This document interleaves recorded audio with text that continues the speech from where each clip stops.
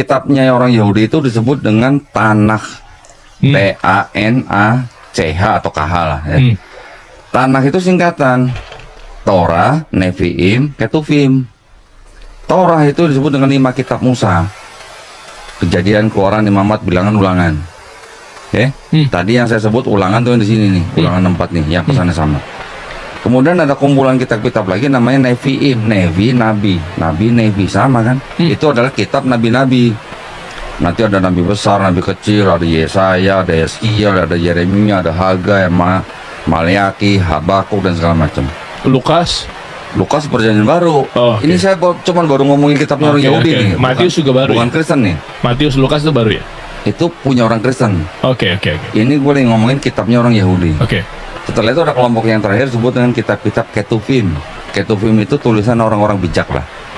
Termasuk di dalamnya nanti ada kitab yang disebut dengan Mazmur. Kita taunya Zabur. Pertanyaannya kan gini, apakah Musa yang menulis 5 kitab Musa tadi itu? Apakah Daud yang menulis Zabur? Ya, ini baru kitabnya orang Yahudi.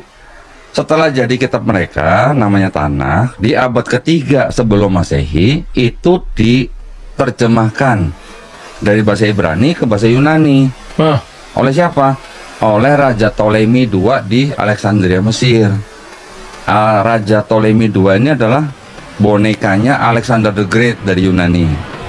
Kan kira-kira dari abad keempat sampai abad pertama sebelum Masehi, Alexander the Great itu kan menguasai daerah situ semua, daerah Mediterranean. Ketika dikuasai oleh Yunani, itu kan berlangsung yang namanya era Helenistik, Helenisme lah.